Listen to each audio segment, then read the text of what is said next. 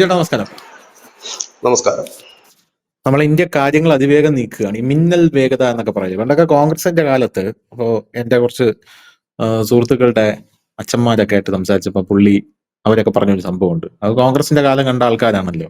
ഈ കോൺഗ്രസിന്റെ കാലത്ത് ഓരോ കാര്യങ്ങളൊക്കെ നടക്കണമെങ്കിൽ 25-30 കൊല്ലമാവും എന്നാ പറയുന്നത്. അതായത് ഒരു പദ്ധതി തുടങ്ങി, ആ പദ്ധതിക്ക് തറക്കല്ലിട്ട്, അത് കഴിഞ്ഞ് അത് ഒന്ന് അനങ്ങി വന്ന് എങ്ങനെ പോയിരുന്ന ഒരു 10-25 കൊല്ലം കഴിയും. ഇത് ഒരു ഒരു പാലം പണിയാണെങ്കിലും ശരി തന്നെ ഒരു പാലമായിട്ട് അത് രൂപാന്തരപ്പെടും. പക്ഷെ ഇപ്പൊ അങ്ങനെയല്ല. ഒരു 10 കൊല്ലത്തിൽ നമ്മുടെ നാട്ടിൽ കാണുന്ന ഒരു വികസനം എന്താണെന്ന് നോക്കണം. അപ്പൊ അതുപോലെ അന്താരാഷ്ട്ര മേഖലയിലും നമുക്കൊരു പ്രശ്നം ഉണ്ടാകുമ്പോൾ വളരെ സ്പീഡിലാണ് കാര്യങ്ങളൊക്കെ മൂവ് ചെയ്യുന്നത്. നമുക്കറിയാം, ഇപ്പൊ അമേരിക്ക തിരിഞ്ഞതിന് പിന്നാലെ നമ്മൾ വലിയ രീതിയിൽ റഷ്യയും ചൈനയുമായിട്ട് നീക്കങ്ങൾ നടത്താനായിട്ട് ശ്രമങ്ങൾ നടത്തിക്കൊണ്ടിരിക്കുകയാണ്. ഇതിന്റെ ഭാഗമായിട്ട് ആദ്യം നമ്മുടെ അജിത് ഡോവൽ, ആ, സുരക്ഷാ ഉപദേഷ്ടാവ്, അദ്ദേഹം റഷ്യയിലേക്ക് പോയി. അതിനുശേഷം അദ്ദേഹം തിരിച്ചു വന്ന് അജിത് ഡോവൽ പോയ ആ സമയത്ത് ജയശങ്കർ ചൈനയിലേക്ക് പോയിരിക്കുകയായിരുന്നു. ജയശങ്കർ ചൈനയിലേക്ക് പോയപ്പോഴാണ് നമ്മൾ അത്രയും കാലം മരിച്ചുപോയി എന്ന് കരുതിയിരുന്ന ഷീ ജിങ് പിങ് മാളത്തിൽ നിന്ന് പുറത്തിറങ്ങി വരുന്നത് നമ്മൾ കണ്ടത്. അതുവരെ കേരളത്തിലെ മാധ്യമങ്ങൾ പറഞ്ഞുകൊണ്ടിരുന്നത് ഷീ ജിങ് പിങ് മരിച്ചോ, ഷീ ജിങ് പിങ്ങിന് ക്യാൻസർ ആണ്, ഷീ ജിങ് പിങ് വലിച്ചു കിടക്കുകയാണെന്നൊക്കെയാണ് പറഞ്ഞുകൊണ്ടിരുന്നത്. അപ്പൊ അദ്ദേഹത്തെയും കണ്ടു. ഇപ്പൊ നേരെ റിവേഴ്സ് അടിച്ചിരിക്കുകയാണ്. അപ്പൊ ജയശങ്കർ ഇപ്പോ റഷ്യയിലേക്കും ഡോവലിനെ കാണാനായിട്ട് ചൈനീസ് വിദേശകാര്യമന്ത്രി ഇങ്ങോട്ടേക്കും വരികയാണ്. ഇത് എന്തിനു വേണ്ടിയിട്ടാണ് ഈ ഒരു സംഭവം എന്നുള്ളൊരു ചോദ്യമുണ്ട്. പ്രത്യേകിച്ച് ഈ സെപ്റ്റംബർ 16 മുതൽ 19 വരെയുള്ള ദിവസങ്ങളിൽ BJP എംപിമാരൊന്നും തന്നെ ഡൽഹി വിട്ടു പോകരുത്. കാരണം നമുക്ക് ഒരുപാട് കാര്യങ്ങൾ ഇവിടെ ചർച്ച ചെയ്ത് തയ്യാറെടുക്കാനുണ്ട് എന്ന് അവർക്ക് നോട്ടീസ് കൊടുത്തിരിക്കുന്ന ഈ ഒരു സാഹചര്യത്തിൽ പറയുന്നത് ഇന്റേണൽ മാറ്റേഴ്സ് ചർച്ച ചെയ്യണമെന്നാണ് പറയുന്നത്. ഇന്റേണൽ മാറ്റേഴ്സ് എന്ന് പറയുമ്പോൾ ഞാൻ വിചാരിക്കുന്ന ആഭ്യന്തരമായിട്ടുള്ള ഈ സാഹചര്യത്തിൽ ഇവിടെ വരാനിരിക്കുന്ന കലാപവും മറ്റു കാര്യങ്ങളും ആകണം എന്നാണ് ഞാൻ വിചാരിക്കുന്നത്. പിന്നെ രണ്ടാമത്തെ കാര്യം ട്രംപിനെ സംബന്ധിച്ചിടത്തോളം മുട്ടൻ കോമഡിയാണ്. ട്രംപ് ഇപ്പൊ അവിടെ അമേരിക്കയിലെ എല്ലാ സംസ്ഥാനങ്ങളും പിടിച്ചെടുക്കാനുള്ള ശ്രമം നടത്തുകയാണ്. എല്ലാം എന്റെ കീഴിൽ മതി എന്ന് പറഞ്ഞുകൊണ്ടുള്ളൊരു നീക്കം നടത്തുകയാണെന്നുള്ള റിപ്പോർട്ട് പുറത്തു വരുന്നു. പിന്നെ ചൈന, സ്വാഭാവികമായിട്ടും ചൈന ട്രംപിന് പണി കൊടുക്കാനുള്ള തക്കം പാത്തിരിക്കുകയാണ്. അവരങ്ങനെ പണി കൊടുക്കാനുള്ള ശ്രമങ്ങൾ നടത്തുകയാണ്. ഇതിന്റെ ഇടയിൽ വേറൊരു വാർത്ത കൂടെ വരുന്നുണ്ട്. പിന്നെ പുറത്ത് പാകിസ്ഥാൻ ഉണ്ടല്ലോ. പാകിസ്ഥാൻ അവിടെ കിടന്ന് അതിഭീകരമായിട്ട് പൊളയ്ക്കുകയാണ്. അപ്പോ കഴിഞ്ഞ ദിവസം ഹേഗിന്റെ കോടതി ഒരു വിധി പുറത്തു വിട്ടിരുന്നു, വെള്ളവന്മാർക്ക് കൊടുക്കണമെന്ന് പറഞ്ഞ്. ഇന്ത്യ അത് ചവിട്ടിക്കൂട്ടി കുട്ടയിലിട്ടു. അപ്പൊ ആ ലോക രാജ്യങ്ങൾ അത് കണ്ടിട്ട് മൂക്കത്ത് വിരൽ വെച്ചിരിക്കുകയാണ്. കാരണം നമുക്ക് അതിനുള്ള പവറൊക്കെ ആയോ എന്ന് ചോദിക്കും. ഇപ്പൊ ഇന്ത്യ എപ്പോഴും പറഞ്ഞു ഞങ്ങളുടെ കാര്യം ഞങ്ങൾ തീരുമാനിക്കും എന്നാണ്. പാകിസ്ഥാൻ എപ്പോഴും പറയുന്നുണ്ട് ആണവ ബോംബിടും എന്ന്. എന്തായിരുന്നാലും കാര്യങ്ങളൊക്കെ വളരെ സ്പീഡിൽ നടക്കുകയാണ്. എന്താണ് അടുത്ത മാസം? കാരണം കഴിഞ്ഞ ദിവസം പറഞ്ഞു ഓഗസ്റ്റ് കഴിഞ്ഞാണ് സെപ്റ്റംബർ വരുന്നത്. ഓഗസ്റ്റിൽ വളരെ വേഗത്തിൽ കാര്യങ്ങൾ നീക്കുകയാണ്. സെപ്റ്റംബറിൽ എന്തായിരിക്കും ഇവിടുത്തെ അവസ്ഥ? സെപ്റ്റംബർ ആകുമ്പോഴേക്കും എനിക്ക് തോന്നുന്നത് ഏതാണ്ടൊക്കെ ഒരു ക്ലിയർ പിക്ചർ നമുക്ക് കിട്ടുമെന്ന് തോന്നുന്നു.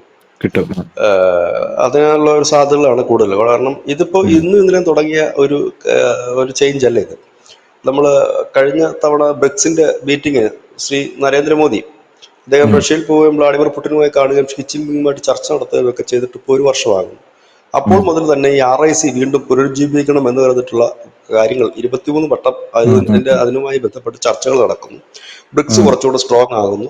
അങ്ങനെ വളരെ സ്ട്രോങ് ആയിട്ട് തന്നെ വലിയ ഒച്ചപ്പാടും ബഹളവും ഇല്ലാതെ തന്നെ അത് മുൻപോട്ട് പോകുന്ന ഒരു സാഹചര്യം. അതിനിടയിലാണ് ലോകത്തിന്റെ ക്രമം തന്നെ മാറ്റിമറിച്ചുകൊണ്ട് ഡൊണാൾഡ് ട്രംപ് അധികാരത്തിൽ വരുന്നതും അദ്ദേഹത്തിന്റെ വികലമായ ചില നയങ്ങൾ, പ്രത്യേകിച്ച് ഈ താരിഫുമായി ബന്ധപ്പെട്ട നയങ്ങൾ, പ്രത്യേകിച്ച് പാകിസ്ഥാനെ കൂട്ടുപിടിച്ചുകൊണ്ട് ഇപ്പോൾ നടത്തുന്ന നീക്കങ്ങൾ, ഇത് ശരിക്കും ചൈനയ്ക്കും വലിയ അലോരസം ഉണ്ടാക്കുന്ന ഒരു കാര്യമാണ്. ഇപ്പൊ ചൈനയ്ക്ക് താരിഫ് അല്പം കുറച്ചു കൊടുത്തു എന്ന് പറഞ്ഞാലും ചൈനയുടെ മൂക്കിന് കീഴിലേക്കാണ് ട്രംപ് വരുന്നത്. കാരണം ബലൂചിസ്ഥാൻ തീരെഴുതി കൊടുത്തുകൊണ്ടാണ് പാകിസ്ഥാൻ ട്രംപുമായി വലിയ ഡീല് ഉറപ്പിച്ചിരിക്കുന്നത്. ഇത് ചൈനയെ സംബന്ധിച്ച് അത്ര നല്ല കാര്യമല്ല. ഇന്നലെ നമ്മുടെ വാർത്തയുടെ താഴെ ആരോ ചോദിക്കുന്നത് കേട്ടു, പാകിസ്ഥാനും ചൈനയുമായിട്ട് എവിടെയാണ് ബോർഡർ എന്നാണ്. 374 കിലോമീറ്റർ ബോർഡർ ഉണ്ട്. അതായത് ഗിൽഗിസ്ഥാൻ ബാൾട്ടിസ്ഥാൻ അതിലുള്ള 5 ജില്ലകൾ അടക്കമുള്ളതാണ് ഞാൻ ഈ പറഞ്ഞ കിലോമീറ്ററുകൾ വരുന്നത്. ഇതിനോട് ചേർന്ന് താജിക്കിസ്ഥാൻ അടക്കമുള്ള ഇടങ്ങളുമുണ്ട്. അപ്പോ ആ ബോർഡർ നമ്മളിപ്പോ കൂടുതലായി നമ്മൾ ശ്രദ്ധിക്കാനുള്ള ഒരു നമ്മൾ മുമ്പ് പറഞ്ഞിട്ടുണ്ട്. വരുമ്പോ ഈ ഗിൽഗിസ്ഥാനും ബാൾട്ടിസ്ഥാനിലും കൂടെ കടന്നു പോകുന്നൊരു പാതയുണ്ട് ചൈനയുടെ. ആ പാതയും പോകുന്ന ഇതാണ്. അതായത് ഈ ബലൂചിസ്ഥാൻ പൂർണ്ണമായി വന്നു കഴിഞ്ഞാൽ ഈ ഒരു റൂട്ട്, ഈ ഒരു അതിർത്തി ഏകദേശം ക്ലോസ് ആകുകയും ഈ ഖൈബർ ഇടനാഴി നമുക്ക് കിട്ടുകയും കൂടി ചെയ്തു കഴിഞ്ഞാൽ അത് നമ്മുടെ ഭാഗമായി മാറും. അതാണ് ഞാൻ എപ്പോഴും പറയുന്നത്, ചൈനയെ കൂടെ വിശ്വാസത്തിൽ. ഗിൽജിത്ത് ബാൾട്ടിസ്ഥാൻ യഥാർത്ഥത്തിൽ ഇന്ത്യയുടേതല്ലേ? ഇന്ത്യയുടേതാണ്. പക്ഷെ ഇപ്പൊ നിലവിൽ POK ആണത്. അതിനകത്ത് 5 ജില്ലകളുമായിട്ട് പാക് അധിനിവേശ കാശ്മീരാണ്. അത് കൂടാതെ ഉണ്ട്, അവർക്ക് ഡയറക്റ്റ് ആയിട്ടുണ്ട്. പാകിസ്ഥാൻ ഡയറക്റ്റ് ഓപ്പൺ വരുന്നുണ്ട് അവിടെ. ആ ഒരു ചെറിയ ഭാഗത്ത് അവിടെ നിന്ന് വരുമ്പോൾ അവർക്ക് ആ ഒരു താജിക്കിസ്ഥാനുമായി ചേരുന്ന ഒരു ഭാഗത്ത് ഉണ്ട് അവർക്ക് ആ ഒരു ആ ആ ബോർഡർ ഉണ്ട്. ആ ഈ ബോർഡർ വഴിയാണ് ഈ ഉയ്ഗൂറുകൾ പാകിസ്ഥാനിൽ എത്തുന്നതും പാകിസ്ഥാൻ വഴി തുർക്കിയിൽ എത്തുന്നതും ഈ ഒരു റൂട്ട് വഴിയാണ്. അപ്പൊ ഉം അങ്ങനെ ഒരു റൂട്ടുണ്ട്. കാരണം ഈ അതൊരു ചെറിയ റൂട്ടാണ്. അപ്പൊ നമ്മൾ പറയുമ്പോൾ ഇപ്പൊ അധിനിവേശ കാശ്മീർ പാകിസ്ഥാന്റെ കയ്യിൽ ഇരിക്കുന്ന ഒരു പ്രദേശം കൂടിയാണ്. ഇപ്പൊ ഉം പാകിസ്ഥാന്റെ കയ്യിൽ ഇരിക്കുന്ന ഒരു പ്രദേശം കൂടിയാണ്. അപ്പം ഇങ്ങനെ നിൽക്കുന്ന ഒരു വലിയ ഇതുണ്ട്. ഇതിന്റെ താഴേക്ക് ഇന്ത്യ വരുന്നത് പിന്നെയും ചൈനയ്ക്ക് വലിയ കുഴപ്പം വരുന്നില്ല. കാരണം അത് അഡ്ജസ്റ്റ് ചെയ്ത് പോകും. പക്ഷെ അമേരിക്ക കണക്ക് ഒരു രാജ്യം അവിടെ വരുന്നത് അവർക്ക് ഒട്ടും ആശ്വാസകരമായ ഒരു കാര്യമായിരിക്കും. അതുകൊണ്ട് തന്നെ ഇപ്പോൾ ചൈന പാകിസ്ഥാനുമായി വലിയ ഒരു അകൽച്ചയിലേക്ക് നിൽക്കുന്ന ഒരു കാലഘട്ടം കൂടിയാണ്. ഈ ഒരു ഉം സാഹചര്യത്തിലേക്കാണ് ബലൂചിസ്ഥാനെ പൂർണ്ണമായി തന്നെ അമേരിക്കയ്ക്ക് പാകിസ്ഥാൻ തീരെഴുതി കൊടുക്കാൻ തീരുമാനിക്കുന്നത്. കാരണം അവരെ സംബന്ധിച്ച് POK എന്ന് പറഞ്ഞാൽ അവരുടെ ഭൂമിയല്ല. അത് ഇന്ത്യ എടുത്താലും അവർക്ക് വലിയ ടെൻഷനില്ല. പക്ഷെ ബലൂചിസ്ഥാൻ എന്ന് പറയുന്നത് കനകം വിളയുന്ന ഒരു ഭൂമിയാണ്. ആ ഭൂമിയെ വെച്ചിട്ടായിരുന്നു അവർ ചൈനയെ കൊതിപ്പിച്ചതും ചൈനയുടെ നിന്ന് വലിയ ഫണ്ട് വാങ്ങിച്ചതും ഒപ്പം തന്നെ ചൈനയെ കൂടെ നിർത്തിയതുമൊക്കെ. ഇപ്പോഴതേ ഭൂമി തന്നെ കാണിച്ചുകൊണ്ട് അമേരിക്കയെ കൊതിപ്പിക്കുന്നതും അമേരിക്കയുടെ പൈസ മേടിച്ച് ഇത്. അപ്പോൾ ഈ ഒരു ക്ലാഷ് അവിടെ നിലനിൽക്കുന്ന ഒരു സാഹചര്യമുണ്ട്. ഇതൊക്കെ മുൻകൂട്ടി എല്ലാവരും കണ്ടിരുന്നൊരു കാര്യം തന്നെയാണ്. ഇവിടെയാണ് ഇന്ത്യയുടെ തിരക്കിട്ട നീക്കങ്ങൾ നടക്കുന്നതും നമ്മളുടെ പരമ്പരാഗതമായിട്ടുള്ള നമ്മുടെ ആത്മാർത്ഥ സുഹൃത്തായ റഷ്യയുമായിട്ട് അടുത്ത് മുൻപോട്ട് പോകുന്നു. റഷ്യ ഇടപെട്ടുകൊണ്ട് ചൈനയും ഇന്ത്യയും തമ്മിലുള്ള അതിർത്തി പ്രശ്നങ്ങളുടെ ഒരു പരിഹാരത്തിന് ശ്രീ ഉം വ്ളാഡിമിർ പുടിൻ തന്നെ മുൻകൈ എടുത്തുകൊണ്ടാണ് മുൻപോട്ട് വന്നത്. കാരണം അതിന്റെ ഒരു ഇടനിലയ്ക്ക് വേണ്ടിയിട്ട് ഇപ്പോൾ ഈ ട്രംപ് പറയുന്നത് പോലെയല്ല. ഇപ്പോൾ ഇന്ത്യ റഷ്യ അതിർത്തി തർക്കങ്ങളുടെ ഇടനിലയ്ക്ക് ഞാൻ നിന്നു എന്ന് പുടിൻ പറഞ്ഞാൽ നമുക്ക് കുറച്ചൊക്കെ അത് അംഗീകരിക്കേണ്ടതായി വരും. കാരണം റഷ്യയിൽ വെച്ചിട്ടാണ് ഇതിന്റെ ഒരു ചർച്ച ശ്രീ നരേന്ദ്രമോദിയും ഷീ ജിൻപിങും നടത്തിയത്. പുടിൻ്റെ സാന്നിധ്യത്തിലായിരുന്നു ആ ചർച്ച നടന്നത്. പുടിനായിരുന്നു ഇതെങ്ങനെങ്കിലും കോംപ്രമൈസ് ആക്കണം. കാരണം ഇന്ത്യ പാകിസ്ഥാൻ അതിർത്തി പ്രശ്നം പോലെ അല്ല ഇന്ത്യ ചൈന ബോർഡർ പ്രശ്നം. കാരണം ഇവിടെ മറ്റേത് ടെററിസ്റ്റുകളെ കയറ്റി വിട്ടുകൊണ്ട് നമ്മുടെ രാജ്യം തകർക്കാൻ ശ്രമിക്കുന്നു. പക്ഷേ ഇവിടുത്തെ അതല്ല പ്രശ്നം. അതിർത്തി, അതായത് കൃത്യമായ അതിർത്തി ഇല്ലാത്തത് കൊണ്ട് അതിർത്തിയെ ചൊല്ലിയുള്ള തർക്കങ്ങളാണ് ഇവിടുത്തെ പ്രശ്നം. അതായത് നമ്മൾ എന്താണ് പറയുന്നത്, ഒരു സർവേക്കല്ല് പോലും ഇല്ലാത്ത പ്രദേശങ്ങളെ ചൊല്ലിയിട്ടുള്ള തർക്കമാണിത്. അത് രണ്ടും രണ്ടാണ്. മറ്റേതിന് നമ്മൾ ഇടനില വേണ്ട എന്ന് പറയുന്ന കാര്യം കാശ്മീർ ഞങ്ങളുടേതാണ് എന്ന് പറയുന്നത് പോലെ അല്ല ഇപ്പുറത്തെ പ്രശ്നം. ഇപ്പുറത്തെ പ്രശ്നം കൃത്യമായ ഒരു അതിർത്തി ഇല്ലാത്തതാണ്. അപ്പൊ ചോദിക്കും അരുണാചൽ പ്രദേശിനെ കുറിച്ചൊക്കെ ചൈന അവകാശവാദം ഉന്നയിക്കുന്നില്ല എന്ന് ചോദിച്ചു കഴിഞ്ഞാൽ അരുണാചൽ പ്രദേശൊക്കെ അവരുടേതാണ്. അതിൽ അതിർത്തി കൃത്യമായി ഇല്ലാത്തത് കൊണ്ടും നമ്മുടെ മുൻ ഭരണാധികാരികൾ അതിനുവേണ്ടി ശ്രമിക്കാത്തത് കൊണ്ടുമാണ് നമുക്കിതൊക്കെ സംഭവിക്കേണ്ടി വന്നത്. ഇപ്പൊ ഏതാണ്ട് പ്രധാനപ്പെട്ട അതിർത്തിയിലെ പ്രശ്നങ്ങളൊക്കെ ഒരു 90% പരിഹരിക്കാൻ വളരെ പെട്ടെന്ന് കഴിഞ്ഞിരിക്കുന്നു. വളരെ തിരക്കിട്ട് നീക്കം. ഇവിടെ ശ്രദ്ധേയമായ ഒരു കാര്യം, കഴിഞ്ഞ ദിവസം നമുക്ക് 50% താരിഫ് ആയിരുന്നു ശ്രീ ഡൊണാൾഡ് ട്രംപ് നമുക്ക് അടിച്ചേൽപ്പിച്ചത്. അതിന് തൊട്ടുപിന്നാലെ 41% താരിഫ് അല്പം കുറച്ചിട്ടാണ് ചൈനയ്ക്ക് കൊടുത്തത്. പക്ഷേ ഇതുകൊണ്ടും നമ്മളെല്ലാവരും കരുതിയത്, ഇല്ലെങ്കിൽ ട്രംപ് അനുകൂലികൾ കരുതിയത് ഇതോടുകൂടി ചൈന ട്രംപിനെ സാഷ്ടാംഗം പ്രണമിക്കും എന്നായിരുന്നു. പക്ഷെ സംഭവിച്ചു തിരിച്ചാണ്. നേരെ ചൈനീസിന്റെ വിദേശകാര്യമന്ത്രി വാങ് യി ഇന്ത്യയിലെത്തുകയും ഡോവലുമായിട്ടാണ് സംസാരിക്കുന്നത്. ഡോവലുമായിട്ട് എന്തുകൊണ്ട് സംസാരിക്കുന്നതെന്ന് ചോദിച്ചു കഴിഞ്ഞാൽ നമ്മുടെ അതിർത്തി തർക്കം പരിഹരിക്കാനായി ഇന്ത്യ രണ്ടുപേരെയാണ് ചുമതലപ്പെടുത്തിയിരിക്കുന്നത്.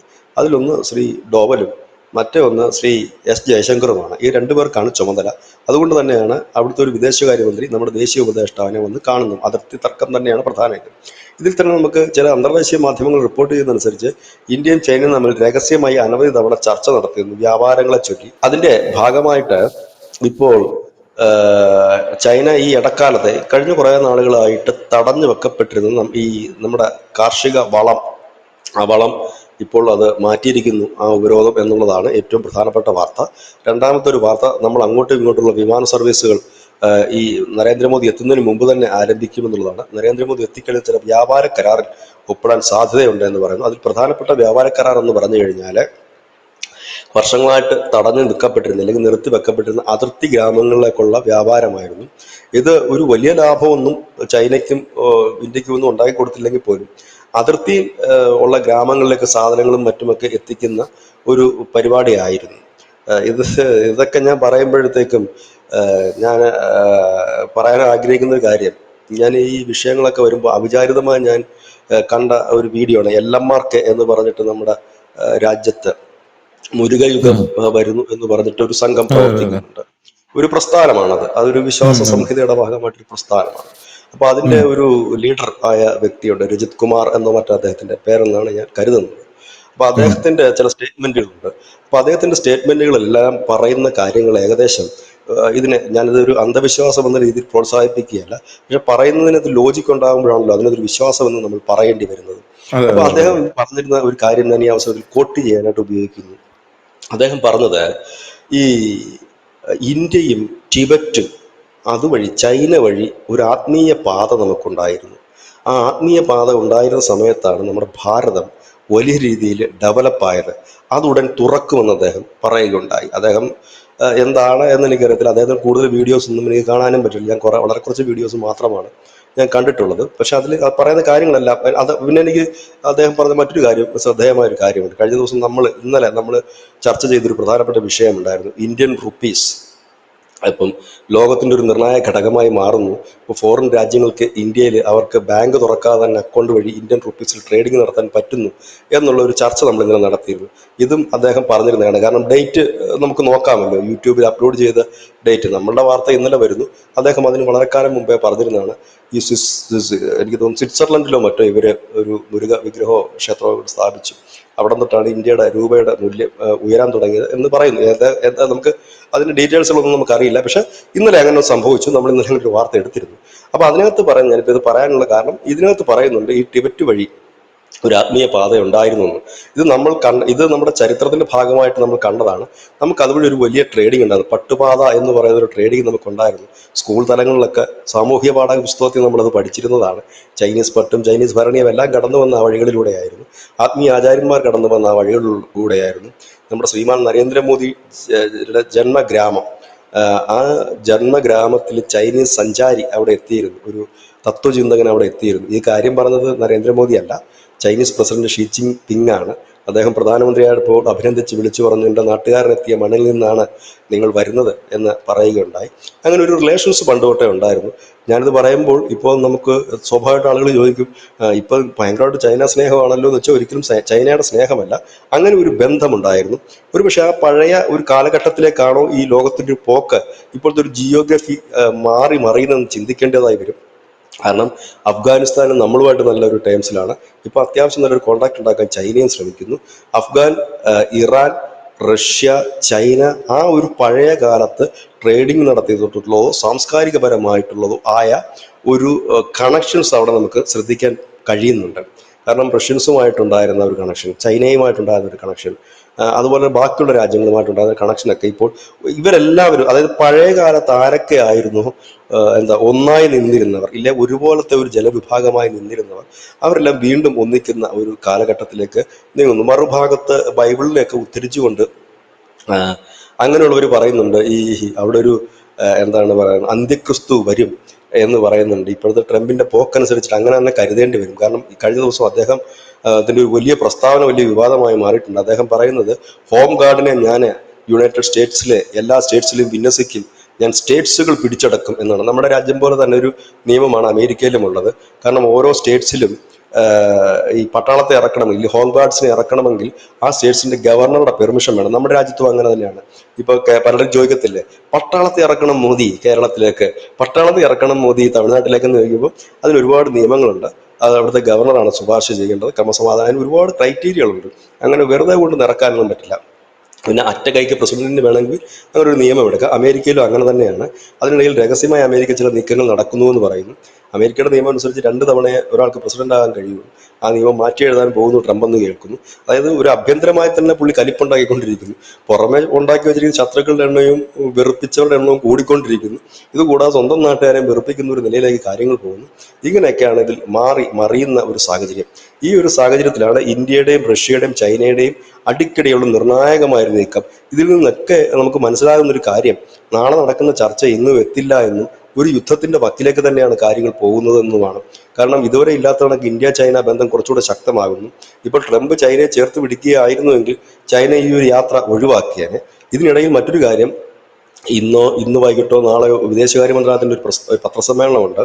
അതിൽ തീരുമാനമുണ്ടാകും ഇന്ത്യ പ്രധാനമന്ത്രി നരേന്ദ്രമോദി അമേരിക്കയിൽ പോകുമോ ഇല്ല എന്നുള്ളത്. ഇവിടെ അമേരിക്കയിൽ പോകുന്ന ഐക്യരാഷ്ട്രസഭയുടെ ചടങ്ങിൽ പങ്കെടുക്കാൻ വേണ്ടിയിട്ടാണ്. അതിന് പോകുമോ ഇല്ലയോ എന്നുള്ളതിൻ്റെ ഒരു ക്ലാരിഫിക്കേഷൻ ഇന്ന് അറിയാൻ കഴിയും. അങ്ങനെ അദ്ദേഹം പോകുന്നില്ല എന്ന് പറയുകയാണെങ്കിൽ നമ്മൾ ഈ പറഞ്ഞതിൻ്റെ വ്യക്തമായ ഒരു സൂചന തന്നെയാണ്. നാളെ നടക്കുന്ന ചർച്ച മറ്റൊരു വഴിയിലേക്ക് പോകും. അതൊരു യുദ്ധത്തിന്റെ വക്കിലേക്ക് നീങ്ങാനുള്ള സാധ്യതയുണ്ട്. അതുകൊണ്ടാണ് ചൈനയും ഇന്ത്യയും ധൃതി പിടിച്ചു വരുന്നു. വ്യാപാര കരാറിൻ്റെ ചില വിട്ടുവീഴ്ചകളിലൊക്കെ ചെയ്യാനുള്ള തീരുമാനമാണ് എന്നറിയുന്നു. അതായത് ലോകം അനുനിമിഷം മറിയുകയാണ്. എനിക്ക് തോന്നുന്നത് നമ്മൾ ഓരോ ദിവസവും എടുക്കുന്ന സബ്ജക്റ്റുകൾ എല്ലാം ഒന്നിനൊന്ന് വ്യത്യസ്തമാണ്. പണ്ടൊക്കെ നമ്മളൊരു ചൈനയോ ഇന്ത്യയോ ഇല്ല ചൈനയോ അമേരിക്കയോ ഇല്ല ഇന്ത്യയോ അമേരിക്കയോ റഷ്യയോ ഒക്കെ എടുക്കുകയാണെങ്കിൽ അത് ലൈഫുള്ളൊരു സ്റ്റോറി ആയിരുന്നു.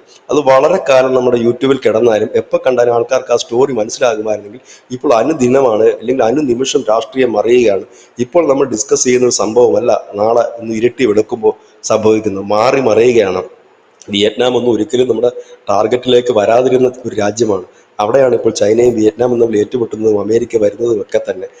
അങ്ങനെയൊക്കെ വരുമ്പോഴാണ് ഓക്കെ. നമ്മൾ സ്വാഭാവികമായി ഇതുപോലുള്ള ചില വീഡിയോകൾ നമ്മൾ ശ്രദ്ധിക്കപ്പെടേണ്ടി വരുന്നത്. അതായത് ഈ പറയുന്ന ഉം. LMRK എന്ന് പറയുന്ന ആ പ്രസ്ഥാനത്തിന്റെ വീഡിയോ സഹിതം നമ്മൾ ശ്രദ്ധിക്കപ്പെടേണ്ടി വരുന്നത്.